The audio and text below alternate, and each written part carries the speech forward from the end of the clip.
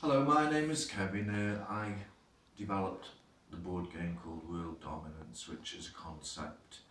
It wasn't like Mousetrap, putting pieces together. It was draft after draft after draft, where I had to iron out the strategy, to make it entertaining and educational. There's many mechanisms in it. There's the soldiers of the currency. There's the continent dice. There's the dice which is marked 2 to 7, so you can throw lucky 7. There's the manoeuvre cards, which is the strategic narration of the game, because this is where the twists and the turns unfold. And of course the intelligence card is the general knowledge, which is a different spin on intelligence. I've got 7. 1, 2, 3, 4, 5, 6, 7. So I've got the wild card, so be exempt from a bad manoeuvre. But you've got to remember to use it. 1, 2. So I've got a manoeuvre. I've taken it. Lose every soldier in your personal army bar 1 to the resurrected soldier zone. This is a bad card. So you can either retain a Celtic warrior, Roman legion or Viking division. So I've got to lose all my soldiers. This is one of the worst cards you can get to the resurrected soldier zone, which is here. But if it should land on this space, you get the soldiers from the resurrected soldier zone. So I'm going to keep a Celtic warrior because it's worth the most, and I've got to lose all my soldiers bar 1. So they're all in there, and whoever lands on there gets them soldiers. But what I would do with that, I'd cash him in for 3 Viking division. What games have you played, and which ones do you ascribe to? Oh God, there's loads. I played one yesterday actually. That was a board game of going across Europe. I don't know what it's called. A train to something. That was quite a good one. Or Pandemic I've played. What's Pandemic about? Pandemic is you work as a team and you go around trying to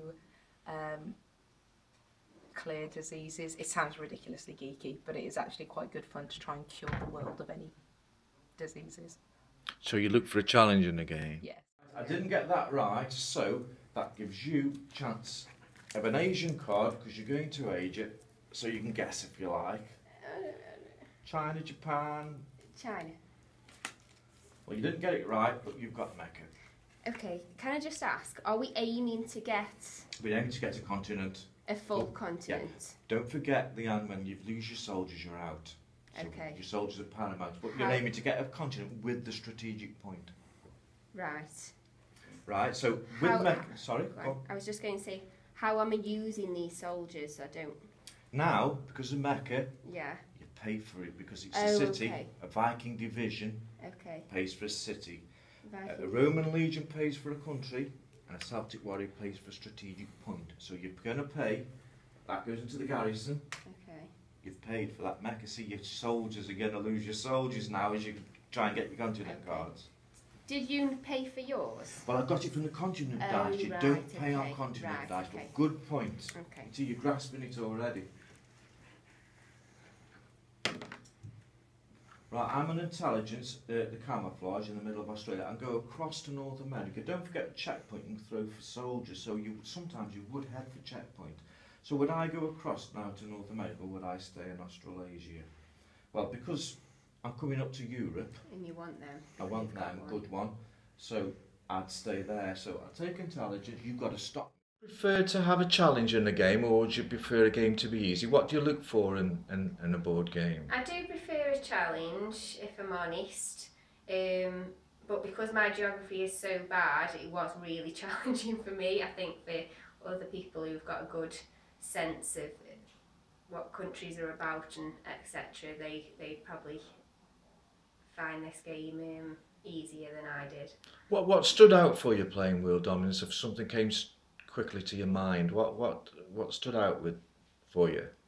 It was the different twists that you had on. I can remember that there were some questions about Cockney rhyming slang, so it wasn't all about the countries and the continents. There was different questions brought in there, which made it more enjoyable. Explain the intelligence airspace. There's one inside every continent, and there's one before every continent. So what you have to do, say I'm coming around here, and I land in here. I'm in the intelligence airspace, so I can go for a purple Australasian card. So if I landed in intelligence, it's up to the opponent to stop me taking the continent card. So I would land in there, and for example, this is the sound of the bow bells, Cockney rhyming slang. Well, what I would do, I would say what the rhyming slang is, skin and blister, in this example, and it's up to the opponent to say sister to stop me. Another one is dog's meat. Hi Vicky, you've just played Wheel Dominance, you've had a little go, what did you think? It was really fun actually, I really enjoyed it. It's a lot easier to pick up than I thought it was going to be, and I've picked it up really quickly. I've only been playing it for 5 minutes, and it's really interesting. I really like the intelligence cards and the questions. What did you think about the manoeuvres? Do you think there was some strategy unfolding, or perhaps would you have to play a bit longer to get into the strategy? I think play a bit longer, but I can see where it's heading and I kind of understand it. Yeah. What did you like most about it? You said the intelligence cards, but is there anything else that stood out? I like the intelligence cards, and I like the countries and the continents and things. I think they're really good because I'm rubbish at geography, so it's actually helping me as well. Right, you did mention that the soldier currency can be a bit tricky. What was suggested? Yeah, and the thing that I keep forgetting is what the soldiers are worth. Right. So we kind of suggested having a little list next to them, or maybe having it on the corner of each of the corners, so whoever's playing can see. Thanks very much, Vicky. The sort of board games I like are where you have to answer questions. What sort of questions do Like you like? general knowledge, quiz type questions. Right. Have you played many board games in the past? Yeah, I play lots of board games. What's the latest one that you've played? The last one I played was probably Trivial Pursuit. And there's still a market for Trivial Pursuit, do you think? Yeah, perhaps not as much as when it first came out. 1, 2, 3, 4, 5, 6, 7. Another go. 2 sevens. 1, 2, 3, 4, 5, 6, 7. I'm got greens here, so I'm in Asia. I go across to South America for a want. So I'd go across to South America, take an intelligence card and hope for a green to boost me green cards because I'm after South America. So it's up to you to stop me. Native tongues. Name the official language spoken in any particular country I specify. So I'll give you the country, you tell me the official language. Uganda. So you definitely think there's still a market for board games? Yeah, I do. I think more adults would play more board games if there was more available. Because I've got a lot of friends that like to interact and spend time together, and board games are a way to do that. So you think there's definitely a gap in the market? Yeah, I think something's missing.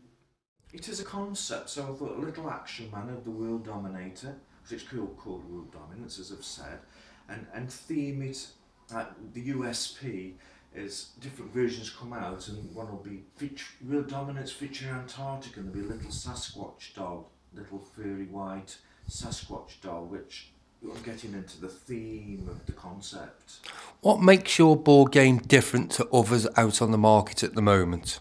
I think the theme, I think that the mechanisms as they play, because the manoeuvres, you can even close an airspace down in Europe if you want to advance the strategy. So I could be after Europe and just need one card, and somebody can close the airspace so I can't take a European card. Play out with your dolls what you see happening in life, kind of thing. So it's kind of like role play, which, I mean, as a child you don't know that, but you're learning kind of skills and how to dress them and all, things like that. I think emotionally as well, like say you'd have an argument with a friend at school or something, then you'd go home and then you'd be reenacting it and things like that. And what, with your doll? Yeah. That's very interesting. Yeah. So it's like you have characters, don't you, to go with the action man? Is that the sort of thing you were on about, the thing with the eyes? Yeah. Well, there was one you could actually look through the back of the head and see through his eye. Oh yes. It's called them limited edition now. And then why do you think children are drawn to action men figures? Off the top of your head, why were you drawn to it? Fantasy world, what I haven't got. It's intelligence. You've got to stop me, don't forget. Right, kings and queens of England. Who reigned in the years 1154 to 1189 in England? Guess. King You know kings, guess. Herod. Henry II. So, see, we're learning, we both learn. I didn't know that. We're Yeah. both learning as we're going along. And that lets me take a red one, which I'm going to guess. But red is North America. I'm going to say Vancouver, San Francisco. So I paid with the Viking division.